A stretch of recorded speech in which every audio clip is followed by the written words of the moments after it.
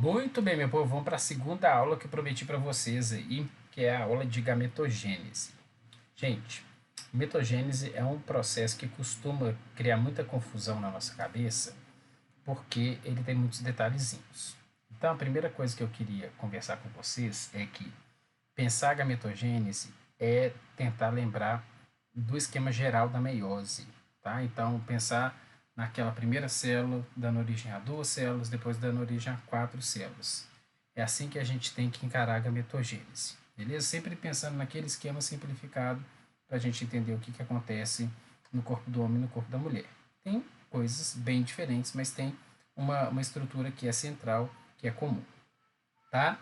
Outra coisa que a gente precisa incorporar no nosso raciocínio sobre a gametogênese é o papel reprodutivo dos dois sexos, né, na espécie humana. Então, faz muito sentido a gente pensar na questão reprodutiva do ponto de vista de quem que gera o bebê, quantos bebês devem ser gerados por gestação. É, esse tipo de explicação biológica acaba ajudando muito a gente pensar em algumas características do processo como um todo, tá?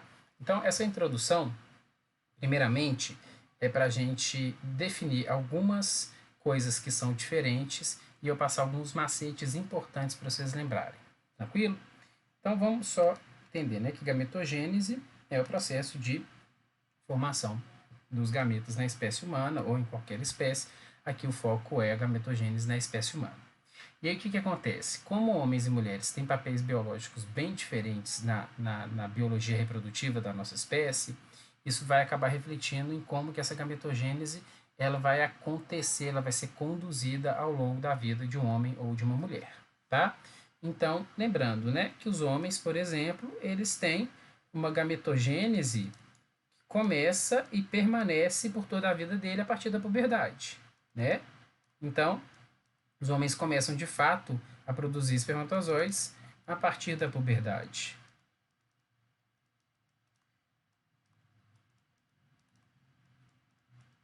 Para o resto da vida. Por que para o resto da vida, Pagi? Uai, o corpo do homem não precisa estar 100% para gerar uma criança, né? O homem velho não precisa estar com saúde para poder gerar, não é ele que fica grávido.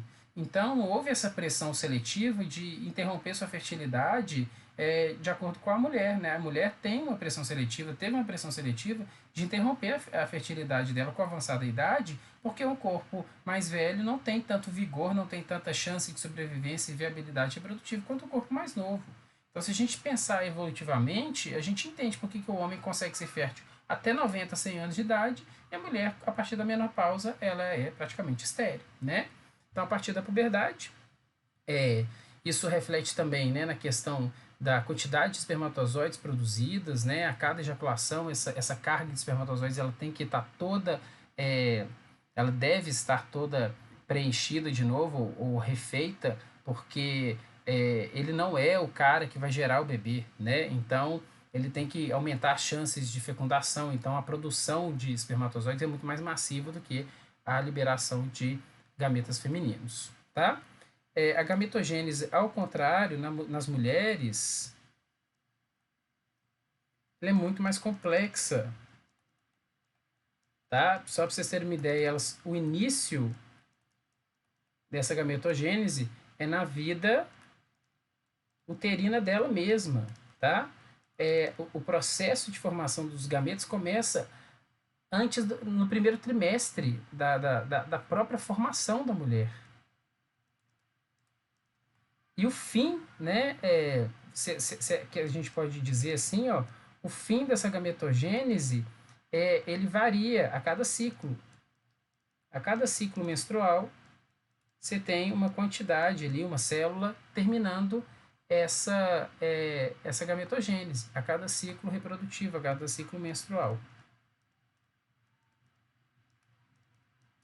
Então, nas mulheres, a gente tem uma parte na vida intrauterina, você tem uma seleção negativa de gametas ao longo da infância, e depois, a cada ciclo menstrual, um grupo pequeno de gametas vai seguindo esse desenvolvimento, são descartados, e depois, na ovulação, enfim, a gente vai ver esses detalhes daqui a pouquinho, tá? Agora, eu queria passar os macetes para vocês. Eu acho que esses macetes, eles são impagáveis, eles são importantíssimos, porque eles vão te dar uma segurança tremenda na hora da gente resolver exercícios de gametogênese, que muitas vezes são bem confusos, tá? Eu queria que vocês é, guardassem para mim essa sequência de sufixos, de terminações. Olha só. E eu faço de trás para frente justamente para não errar, tá? É a minha estratégia. TID é a última. Antecipado por cito 2. Gente, eu faço isso aqui sem pensar. Porque isso aqui sem pensar é ótimo. Depois você consegue aplicar isso aqui e não erra nunca mais. Cito 1. Gônia. Acabou. Então, esse aqui é o super macete do Pagibio. Para você nunca... Macete com 2 S é legal, né? Macete com 6 quesitos. Vou colocar assim, super dica. Pagibio. Tá? Super dica do Pagibio. Por que é uma super dica? Porque aqui eu tenho a sequência das terminações. E aí, o que eu vou fazer agora? O que eu falei para vocês? Lembra do esquema geral da meiose. O esquema geral da meiose é aquele esquema que é assim, ó. Uma bolinha que vira 2 bolinhas. 2 bolinhas, uma bolinha que vira 2 bolinhas. Tá? Independente do que vai acontecer aqui, ó. Faz para mim esse esquema geral. Tranquilo? E aí agora você vai colocar aqui do lado as terminações. TID. Qual que é esse aqui? Cito 2. Cito.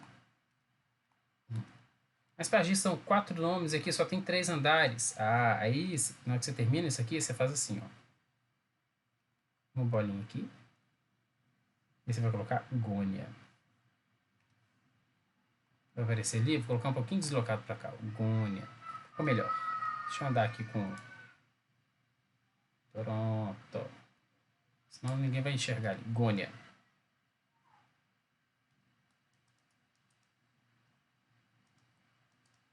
Gônia.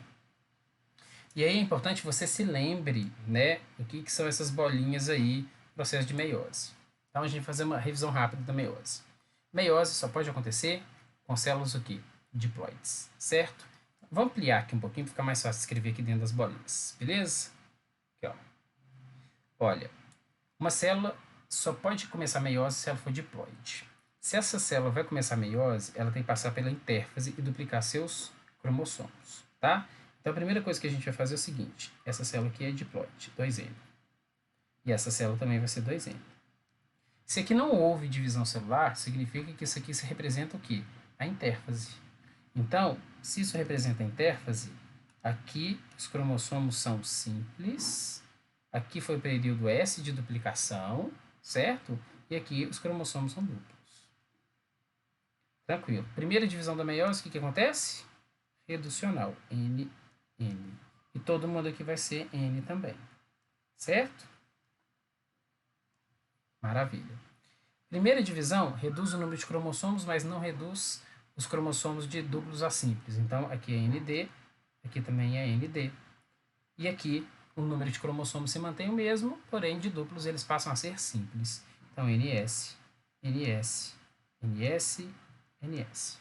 Maravilha. Esse é o esquema geral da meiose que eu preciso que você se lembre. E aí você vai colocar, então, essas terminações. Por quê, Pagi? Porque é o seguinte... Aqui a gente já tem as fases principais de ambas as gametogêneses. O que a gente vai usar no início é o prefixo masculino ou feminino. Então, se eu estou falando de prefixo masculino, a palavrinha inicial vai ser espermato alguma coisa. Então vai ficar como? Espermatogônia, espermatócito 1, espermatócito 2, espermátides. Mas espermátodes são espermatozoides? Não. Mas depois aqui não acontece mais meiose. Aí vai acontecer uma coisa em que entra as particularidades de cada divisão, né? De cada gametogênese. Beleza? Então, espermatogônia, espermatócito, espermatócito 2, espermátide e espermatozoide. No caso do sexo feminino, quais são, né, os prefixos que a gente vai colocar? A gente vai colocar ovo ou oo, oogônia, oócito primário, oócito secundário, oótide. No caso, a oótide é o óvulo, tá? É o óvulo formado. E aí tem, obviamente, as suas particularidades que fazem sentido na hora que a gente for explicar cada um deles na visão comparada. Fechou? Então, aqui a gente já tem, vamos dizer assim, eu diria 80% dos problemas resolvidos, tá? É muito comum as questões perguntarem assim, quanto ao número de cromossomos versus ao número de moléculas de DNA, lembra daquele raciocínio que a gente tem que ter? Eu acho que vale a pena a gente colocar aqui, ó. Na primeira linha, eu vou colocar o número de cromossomos e na segunda linha eu vou colocar o número de moléculas de DNA por célula, beleza? Então, numa célula 2NS, nós temos o quê? 46 cromossomos, 46 DNAs. Porque são 2N cromossomos, né? 2 conjuntos de 23, com cromossomo simples, uma molécula para cada. Aqui a gente tem 46 cromossomos, 92 moléculas de DNA, porque os cromossomos duplicaram. Aqui a gente vai ter 23 cromossomos em cada célula, 46 DNAs, porque as moléculas ainda estão duplicadas. E aqui embaixo a gente vai ter 23 cromossomos, 23 moléculas de DNA, porque as moléculas já estão separadas, os cromossomos já são simples, né? Então, gente, fazendo aqui colorindo de forma bem didática, esse número aqui se refere ao azulzinho ali dentro. Olha que legal isso aqui. Gente, eu nunca tinha parado para fazer isso antes. Eu acabei de improvisar isso. Eu tô achando genial, modéstia à parte. Aqui faz referência ao quê? Ao número de cromossomos vezes 1 ou 2, se eles estão duplos ou não, né? Então, essa referência aqui está relacionada a se eles estão duplos ou não. Beleza? Gente, sério, eles vão te perguntar assim na prova. A quantidade de cromossomos, considerando que a quantidade de cromossomos, ou melhor, considerando que a quantidade de DNA no óvulo seja X, quanto de DNA tem no ovócito primário? 4x. Esse é um tipo de pergunta que cai, sabe? Você relacionar qual que é a quantidade de cromossomo em cada fase. Tudo bem? Com esse esqueminha aqui, você mata isso num instantinho. Beleza? Então, vamos agora para a visão comparada. Vamos para a visão comparada. Vem comigo aqui. Na visão comparada, eu tenho essa figura que eu gosto muito, que ela já traz para mim as duas gametogêneses, certo? Desde a formação do indivíduo. Então, até um pouco de embriologia aqui é importante para a gente ter essa noção, né, do todo. Então, uma pessoa que foi formada, né, pela fecundação aqui, o espermatozoide, o óvulo, né, formou o zigoto, esse zigoto começa a passar por divisões, certo? Essas divisões vão formando o embrião. De uma forma esquemática muito legal, tá mostrando o que aqui? Só um minutinho, Brasil. Não tô acreditando que tá acontecendo isso no Brasil. O celular tá tocando no meio da minha aula gravada. O que acontece? O que esse esqueminha tá mostrando? Ele tá mostrando que várias células que são originadas do zigoto, elas vão formar as células do corpo, as células somáticas, que são os folhetos embrionários, endoderma, mesoderma, ectoderma, que a gente vai ver depois, que vai formar os nossos tecidos, nossos órgãos. No entanto, tem aqui também um grupo de células que são as células germinativas, tá? Essas células germinativas aqui, ó, essa linhagem germinativa, ela vai dar origem aos gametas. Essas células, elas vão se multiplicar ainda por mitoses, olha lá. Elas vão se multiplicar por mitoses e vão ficar localizadas dentro das gônadas indiferenciadas. A partir de um determinado período do desenvolvimento embrionário, o cromossomo Y, se ele estiver presente, ele ativa uma série de genes que vão diferenciar aquela gônada, aquela pré-gônada embrionária em gônada masculina. Se não tiver essa diferenciação, a gônada segue o caminho dela como ovário e vira uma gônada feminina. Tudo bem? Maravilha. Então, o que essas células germinativas elas vão fazer? Lembrando que essas células são o quê? Células diploides. Células diploides. Elas vão, agora vamos falar na visão comparada, vamos primeiro falar do homem, depois a gente fala da mulher, tá? Elas vão fazer uma multiplicação muito lenta no jovem. Como assim? Essas células germinativas, elas já vão dar origem, então, às chamadas espermatogônias. Olha lá, as gônias aparecendo. O que as espermatogônias são? São as células germinativas já diferenciadas em espermatogônias, ou seja, já tiveram o sexo delas definidos, e aí lentamente no jovem, né, durante a infância, essas espermatogônias, elas vão se multiplicando, elas vão povoando o testículo, a borda dos tubos seminíferos, que a gente vai ver lá embaixo como que isso acontece, beleza? Até que a gente vai ter o quê? Depois de uma multiplicação lenta, a gente começa a ter uma multiplicação mais ativa após o início da puberdade. Então, a gente pode relacionar, por exemplo, que essa multiplicação lenta ela acontece antes da puberdade, e essa aqui seria uma linha de referência, ó, puberdade, início da puberdade. Vou falar um pouquinho dessa questão hormonal, tá? Que acontece a partir da maior liberação de testosterona. Gente, vamos lembrar uma coisa que eu falei lá no início na introdução. A biologia reprodutiva do homem é a seguinte: o homem precisa ter, né, o mais rápido possível, a cada ejaculação, uma carga de espermatozoides para poder aumentar a viabilidade reprodutiva dele. Nós sabemos hoje que essa carga ela se reestabelece completamente em 2 ou 3 dias. Então, por exemplo, se o homem tem 2 relações no mesmo dia, né, tem uma ejaculação na primeira, a segunda ejaculação vai liberar espermatozoides? Vai, mas ela não vai liberar a mesma quantidade que foi liberada na primeira. Né? Então, demora de 2 a 3 dias para esse homem recuperar completamente essa carga de espermatozoides.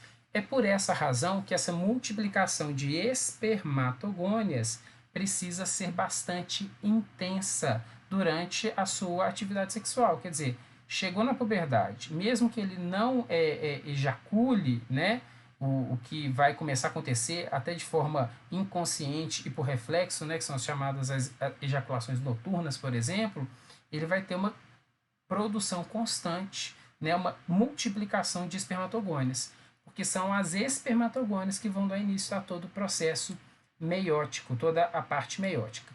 Então, a primeira coisa que eu queria colocar aqui para vocês é o seguinte: a partir, né, a gente vai considerar sempre tudo que a partir da puberdade. Certo? Então, a partir da puberdade, o que vai acontecer? Lembra que a sequência é gônia, cito 1, cito 2 e TID. Beleza? Mas vamos focar primeiramente nessas célulazinhas que são as células das espermatogônias. Espermatogônias. Essas espermatogônias, elas vão gerar mais espermatogônias. Elas vão ficar num processo constante de renovação. E essa renovação acontece por mitose, obviamente. Tá? Por quê? Porque são células diploides.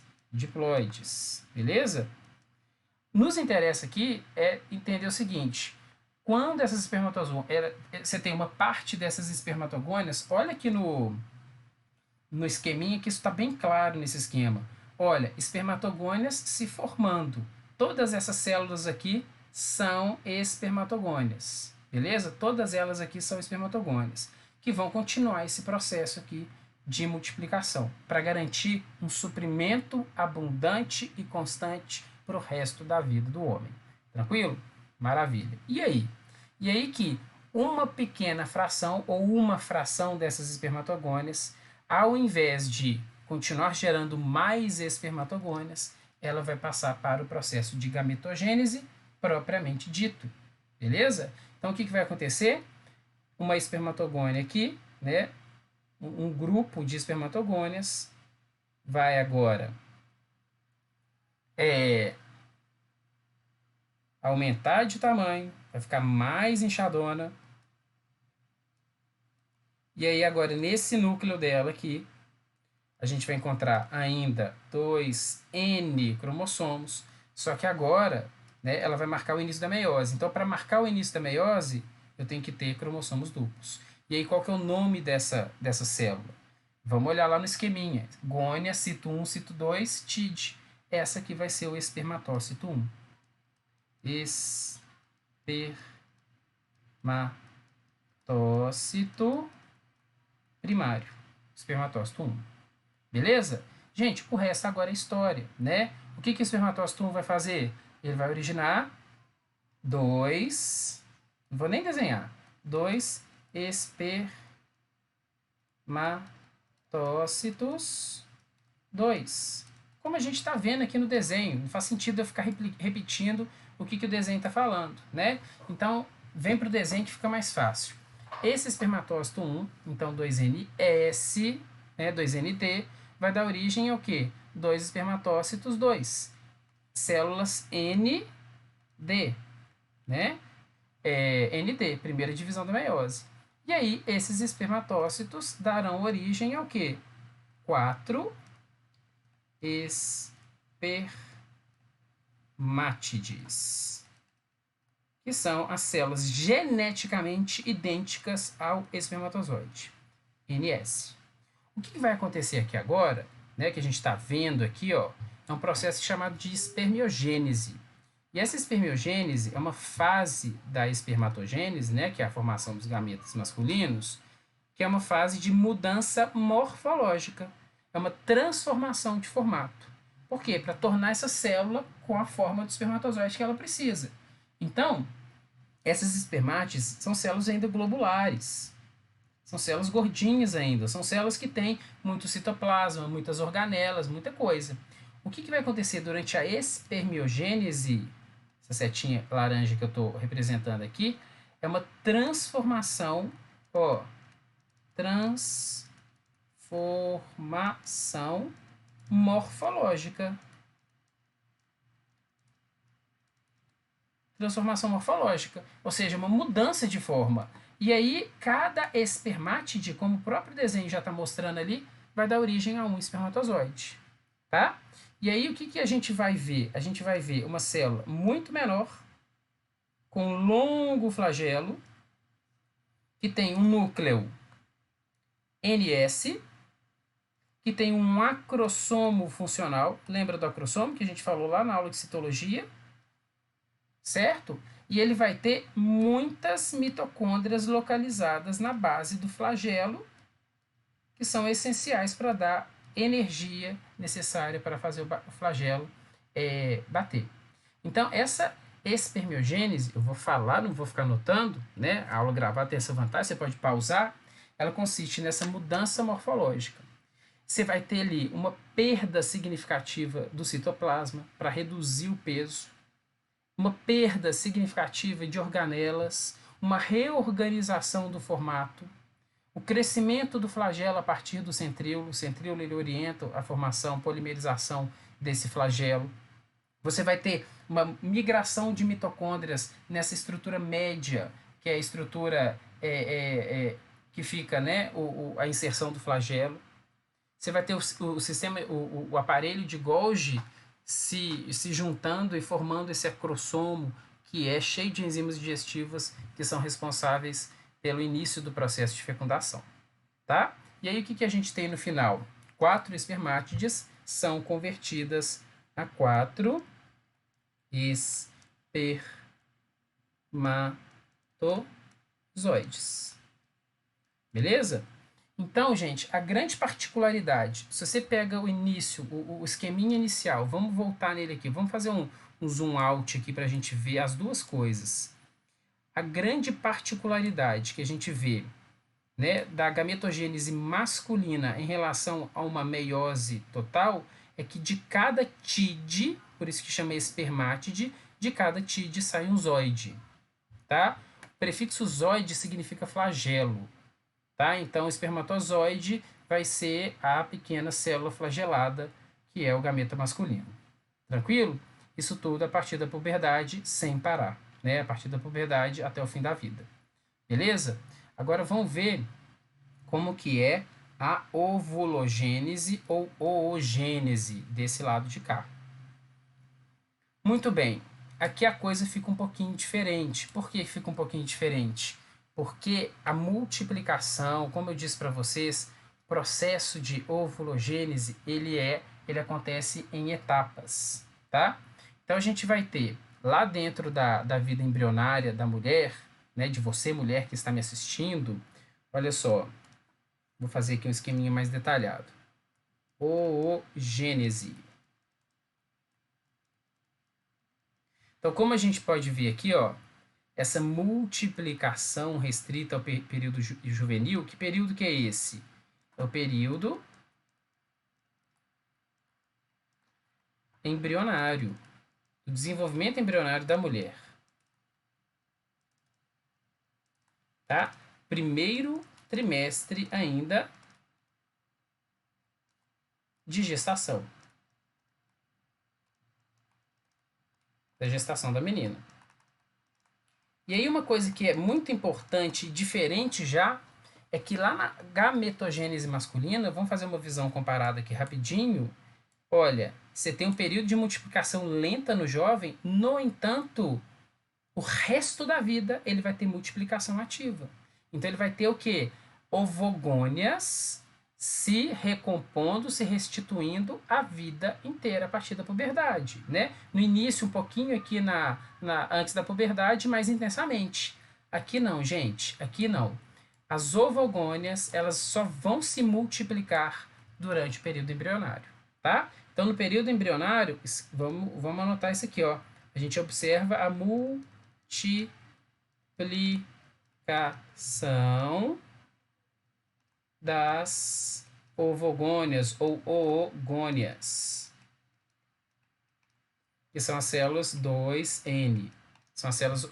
Então, o que acontece? Terminou o período embrionário, acabou. Não vai produzir mais ovogônias. Não vai produzir mais. Só a títulos de quantidade, tá? De ovogônias, ao final da vida da embrionária da criança, ela vai ter aproximadamente, tá? Pode ser que esse dado esteja um pouco discrepante com a literatura, mas vamos colocar aqui, ó, 500 mil ovogônias. Aí você para e pensa assim, nossa, mas isso é muito menos do que cada ejaculação que tem em torno de 300 milhões de espermatozoides.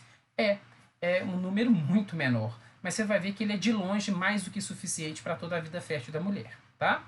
Então vamos lá, 500 mil ovogônias. O que vai acontecer? Durante toda a infância da criança, então vamos colocar aqui, ó, próximo marco. Nascimento, infância. Infância até a puberdade. A gente vai ter uma eliminação. Fica tudo estacionado. Eliminação seletiva.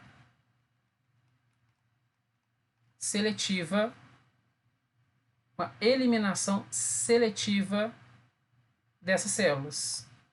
E essa eliminação seletiva dessas células vai reduzir esse número, que nem é mais ovogônias, porque olha só que interessante, essas ovogônias elas se multiplicam e já vão iniciando o processo, elas já começam o processo de meiose.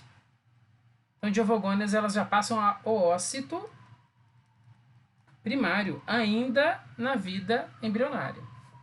Então, quando eu falo que são mais ou menos 500 mil, são mais ou menos 500 mil ovócitos primários, que ficam parados na fase de prófase. Aqui tem mais detalhes, gente. Prófase 1. ficam estacionados, pausados na fase de prófase 1. Então aqui você ainda tem que lembrar qual fase da meiose que a célula está. Então, a criança nasceu, ela vai ter em torno de 500 mil ovogônios, ou um pouquinho menos, tá? E você vai ter uma eliminação seletiva, você vai ter uma redução cabulosa disso aqui. Tá? De 500 mil vai para 200 mil mais ou menos, beleza? O que continua sendo mais do que o suficiente para toda a vida fértil da mulher. O que vai acontecer? Um tempinho vai passar, e aí essa menina então entra na puberdade. Né? Então a puberdade ela tem a menarca, que é a primeira menstruação, e depois da menarca a gente tem os ciclos menstruais. O que vai acontecer aqui, Brasil? O que vai acontecer é que a cada ciclo, olha só, a cada ciclo, poucas células elas vão ser selecionadas e essa gametogênese vai ser continuada, tá? Então, olha só, a cada ciclo a oogênese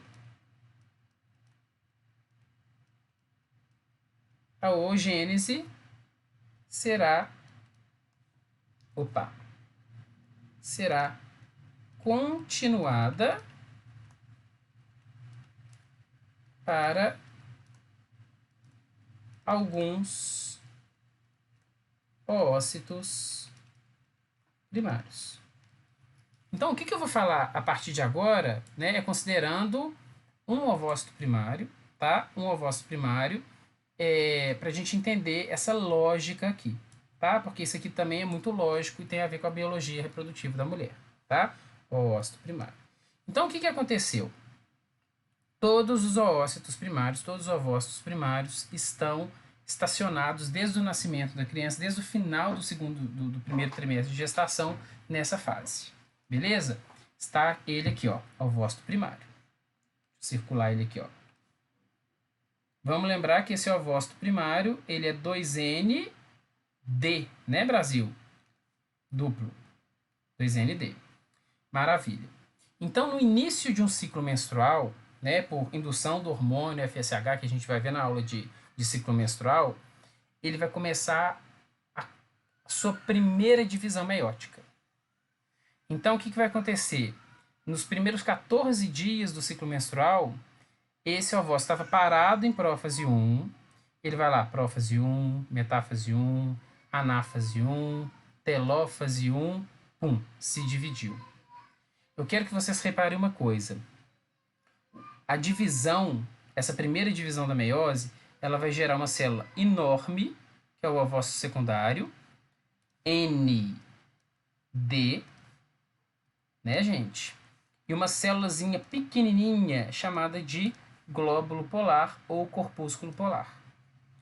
Diferentemente do homem que todas as células da meiose geram gametas, a mulher só vai ter uma célula gerando gameta, porque a biologia reprodutiva da espécie humana é um filhote por gestação. Pagy, mas por que forma os outros glóbulos polares? Porque a meiose é assim, a meiose é uma divisão dicotômica, né? Uma vez que a célula se divide, ela forma duas. Uma vai ser funcional, o ovócito, e a outra vai ser uma célula residual, que não tem citoplasma direito, que não tem nada direito. O conteúdo genético dela é o mesmo, ela é uma célula ND também, mas praticamente tudo vai ser passado para o ovócito. E aí o que acontece, gente? Então, olha só, vou escrever aqui, ó, início do ciclo menstrual. Esse oócito primário, que está em prófase 1, segue o seu desenvolvimento até parar na forma de ócito secundário. Perceba o seguinte, aqui teve a primeira o quê? Divisão da meiose, certo? E aí já começou a segunda divisão da meiose, mas ela é pausada de novo. E esse ovócito secundário vai ser pausado na fase de metáfase 2. metáfase 2. Beleza? Então, prófase 1, depois dividiu, aí começou já de novo a se preparar. Prófase 2, metáfase 2. Todos os cromossomos simples, duplos, né? N cromossomos duplos estão alinhados na placa equatorial. É assim que o gameta vai ser liberado. Então, o ovócito primário, o secundário, aliás, ele é considerado o gameta feminino. Ele que vai ser ovulado, ou ovocitado, tá? Então, esse cara aqui que vai ser ovulado ou ovocitado. O termo mais correto seria ovocitado, né? Porque não é o óvulo que está sendo liberado. Tudo bem? E aí o que vai acontecer, gente? Se houver fecundação, então isso que é muito interessante. A gametogênese feminina, ela só termina se tiver fecundação. Só tiver. Se tiver um espermatozoide ali batendo na porta do ovócito 2, falando assim, quero entrar. Aí o ovócito 2 termina a sua divisão celular, a sua meiose. Tá? Então, olha só. Havendo o estímulo da fecundação, o que vai acontecer? O oócito primário termina rapidamente o seu desenvolvimento e vira óvulo. Óvulo. E aí esse óvulo é ótimo, né? É uma célula NS. Aí ela vai ter compatibilidade de número e estado dos cromossomos com o espermatozoide. Porque as duas células que se fecundam, elas precisam ser NS para que o zigoto seja uma célula NS também. Tá? Mas, Pajé, eu não entendo como isso acontece. Isso acontece, gente, muito rapidamente, tá? À medida que o espermatozoide ele começa a entrar ali na zona pelúcida, a gente vai ver isso com mais detalhes na aula que vem, e ele chega na membrana do ovócito 2, ele já estimula. O ovócito 2 ainda é ovócito 2. Na hora que ele vai colocando o seu núcleo para dentro da célula, a célula, que ainda é ovócito 2, termina a divisão, separa a outra parte do material genético, né? Porque ela ainda tem que separar um material genético e descartar esse material genético, e aí prepara o seu núcleo NS, o seu núcleo haploide com cromossomo simples, para depois se combinar com o espermatozoide. Ou seja, o tempo de existência do óvulo é questão de segundos. E eu costumo falar o seguinte: o tempo de existência do ovócito primário são anos parados em prófase 1. Né? Em prófase 1. O tempo de existência do ovócito secundário é um dia. Né? Porque no momento que ele é ovocitado, ele tem que ser fecundado naquele mesmo dia. E o tempo que o óvulo existe são segundos.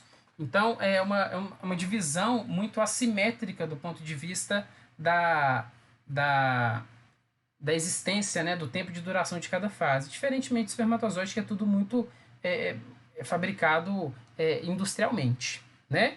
Então, olha só, é importante a gente perceber que os glóbulos polares eles podem se dividir também, né? Mas eles pouco importam para a gente. De novo, eu reforço a ideia. Por que eles existem? Eles existem porque a meiose ela faz esse tipo de divisão.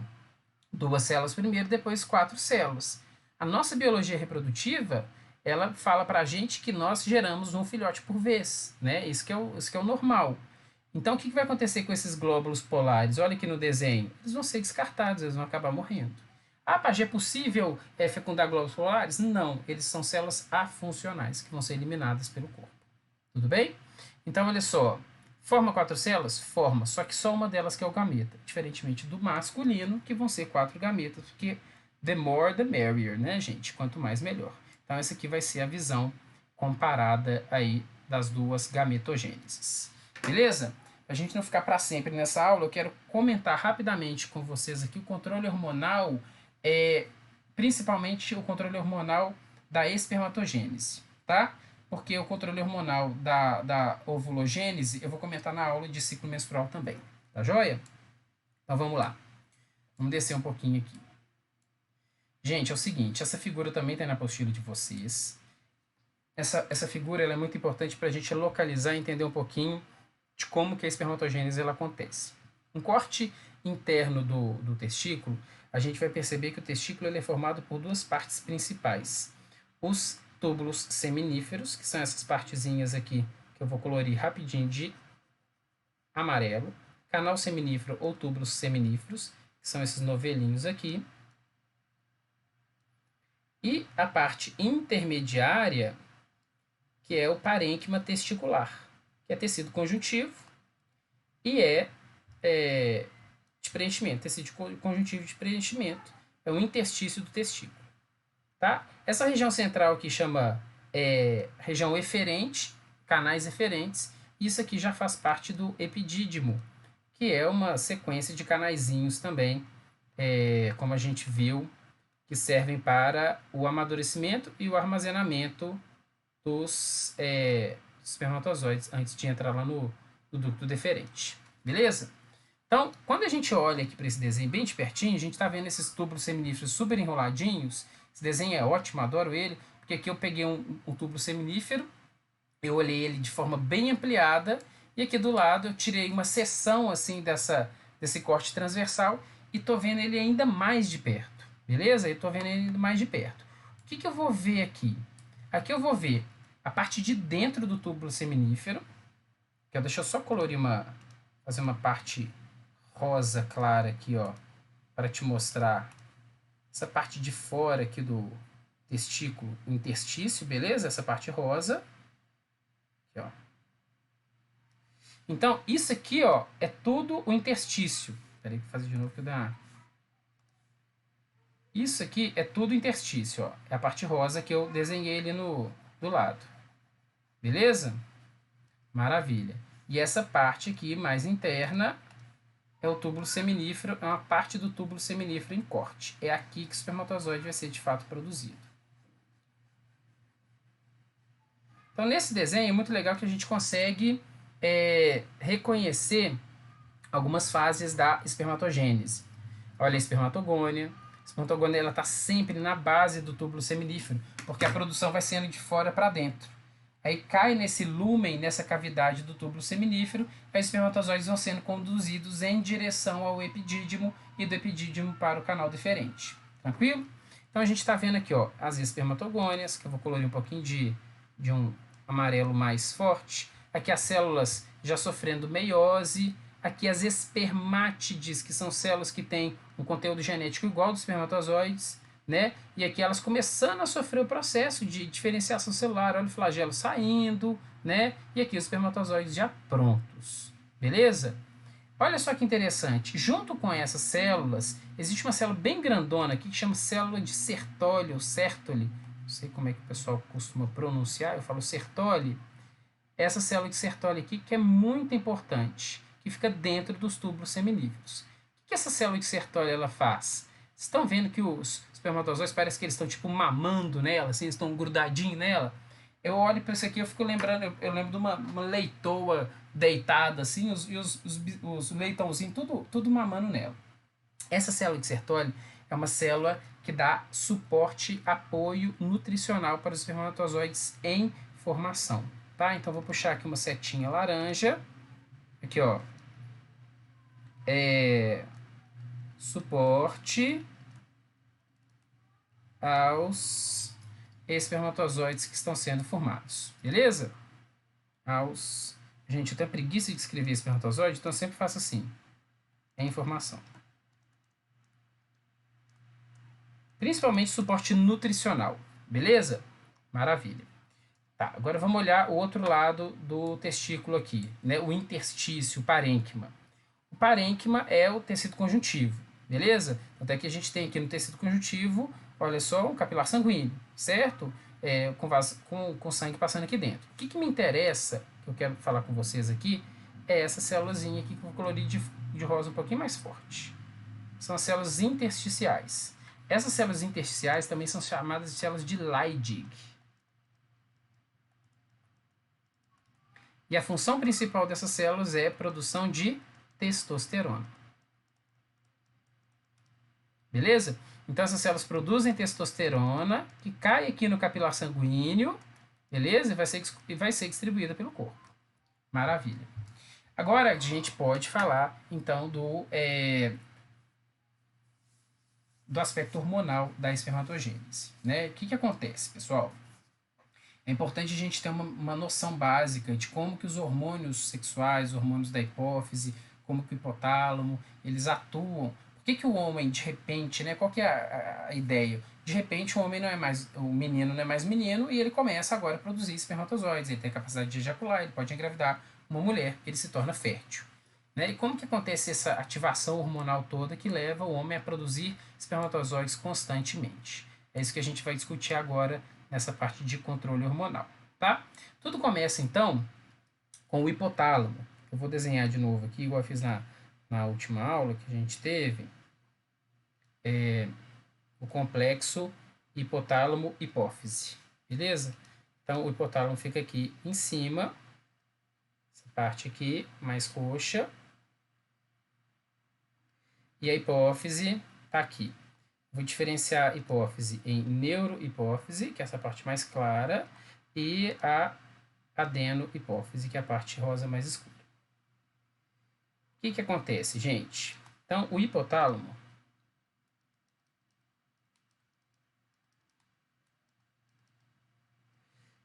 ele vai produzir, né, um determinado momento da infância, esse hipotálamo estava sendo inibido por feedback negativo, que a partir de hormônios ligados aí a hormônios ou a falta de hormônios da adolescência.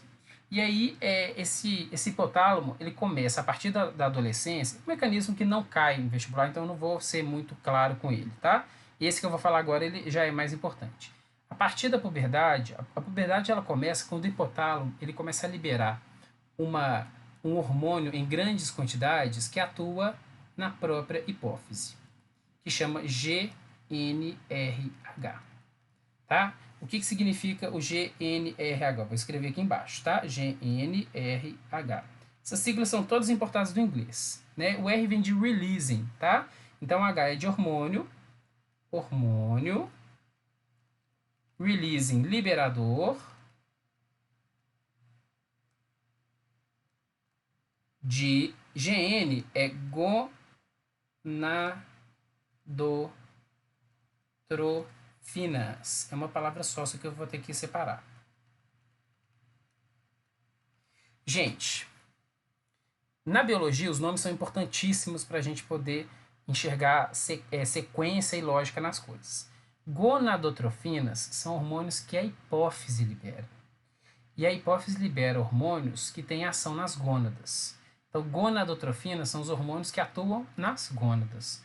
Sempre que você encontrar essa palavra trofina ou tropina, significa alvo desse hormônio, tá? Então, o que acontece? Todo mundo fala que a hipófise é a glândula mestra do sistema endócrino, mas, na verdade, a hipófise ela obedece ao que o hipotálamo fala. Então, o hipotálamo manda na hipófise e a hipófise manda em outras glândulas. Então, aqui a gente tem a hipófise. Né? Tudo isso está dentro da nossa cabeça, né, gente? Dentro da nossa...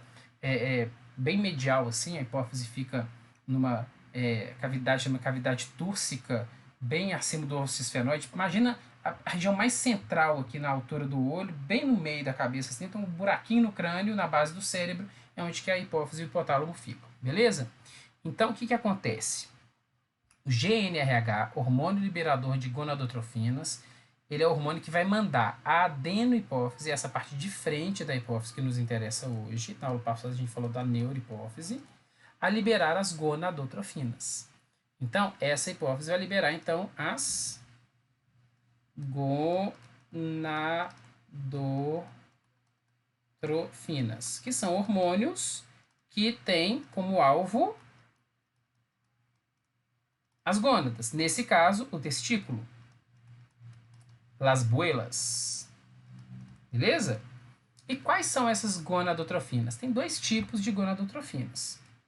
Tem o FSH e tem o ICSH ou LH. Então vamos primeiro para o FSH. FSH é um hormônio que tem esse nome porque ele foi descoberto primeiro na mulher. FSH. O nome por extenso dele é hormônio estimulador de folículo, ou folículo estimulante. Beleza? Na mulher, ele faz um monte de coisa importante que a gente vai ver na nossa aula do ciclo menstrual. Estimula o folículo ovariano. O que seria análogo ao folículo ovariano no homem são as células de Sertoli, tá? Então, o FSH, ele estimula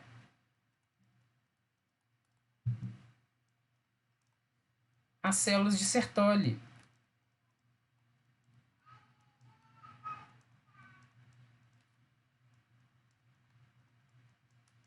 E essas células de Sertoli, gente, como a gente viu aqui agora, né, essa célula laranjinha aqui, elas são muito importantes no processo de espermatogênese. Então, uma vez estimuladas, ativas, com seu metabolismo ativo, elas são essenciais para a produção de espermatozoides. Beleza? E aí o que acontece? Além de FSH, a hipófise ela também libera um outro hormônio, que é o hormônio que eu prefiro esse nome, inclusive, ICSH. O que é essa sigla enorme? É o hormônio ICSH, S de estimulante de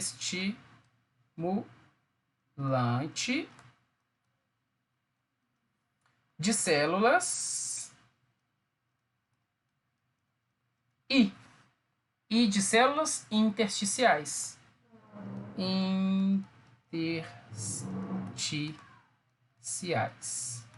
Então, o que o ICSH, que também pode ser chamado de LH masculino, tá? O LH é um nome mais adequado para mulher. O que o ICSH vai fazer? Ele vai estimular as células intersticiais a fazer o quê? A produzirem testosterona. Então, aumenta, né, a produção de testosterona produzida pelas células intersticiais. E aí você pode me perguntar, Pagy, mas e daí? Qual que é o papel da testosterona? Entre as coisas que a gente já discutiu da testosterona, a testosterona ela é essencial para a produção de espermatozoides. Então, a testosterona estimula a espermatogênese.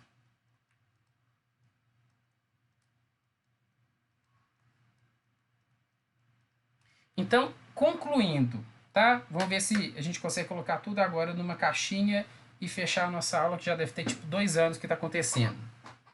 No controle hormonal da espermatogênese, nós temos aí 3 hormônios trabalhando, certo? 4, na verdade.